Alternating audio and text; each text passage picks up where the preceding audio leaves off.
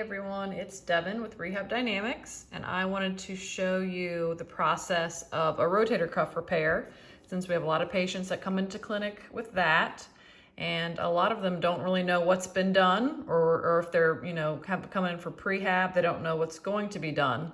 So I thought I would just do a little run through of generally what happens. There's of course variation with each person's surgery, but generally what happens with a rotator cuff repair, and a little bit of just what goes down so you know what's going on inside your shoulder.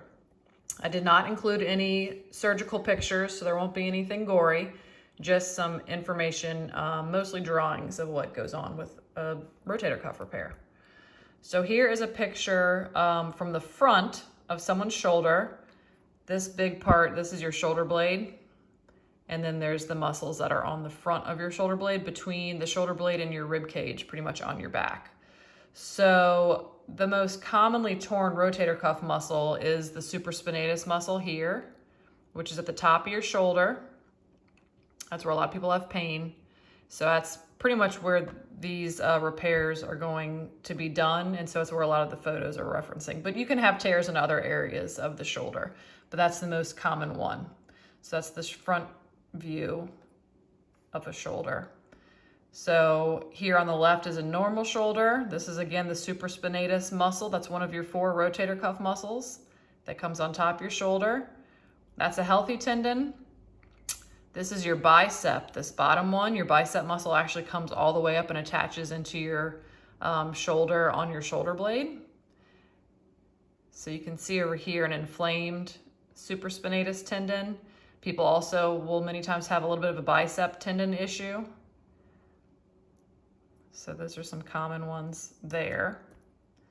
So with a repair, you can either have an open repair, which is for the more complex tears, where they move your big deltoid muscle, it's your big shoulder muscle. They'll kind of move that out of the way and retract it and make a large incision. Or you can have an arthroscopic repair, which is just the little tiny pinholes they put in your shoulder, and those are for minor tears, and they will do those surgeries with a little video monitor probe where they can see inside your shoulder through the camera, but without having to actually do a large incision.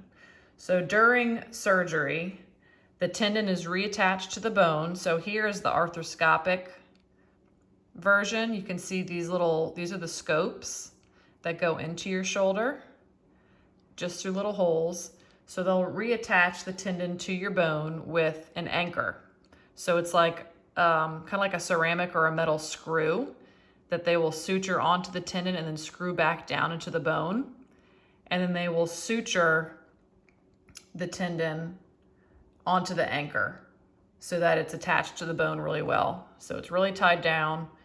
The tear is closed and reattached to the bone so that the tendon, which pulls on the muscle when you move your shoulder, is stable again.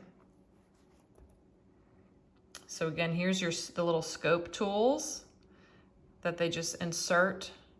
One has a camera, the other ones have tools, so they don't have to actually open with a big incision. And so then after, they close the incisions and put the dressings on. And for the scope ones, it's just little holes, usually about 3 or 4, depending on how much work they had to do.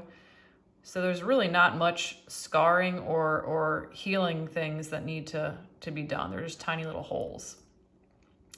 You can see post-op some scars here. If you had the full incision for an open repair, you'll have more of a scar, a line, and it can be on different areas of your shoulder. That one's on the top of her shoulder. Some are on the front, depending on where the tears were and what had to be done. So it's a little bit more invasive. And then they'll end up putting you in a sling. We call it an abduction sling. Abduction just means it holds your shoulder, your arm away from your body. That helps with increasing blood flow to the shoulder. It's not too compressed if it's tied down to your side. So it increases blood flow, is better for healing. It's more comfortable. And then usually they'll have these little balls attached to the abduction sling so you can squeeze it to help with blood flow, to help with your grip strength staying strong, and keep your hands and fingers from swelling, because you will get a lot of hand, finger, and wrist swelling whenever you're mobilized like that. So they usually put you right into a sling after, just to help with positioning, healing, and protection. So that's pretty much it for a rotator cuff repair. Again, there's variation from person to person depending on the severity of your tear, but that's the general rundown of what happens with a rotator cuff repair. Thanks for joining me.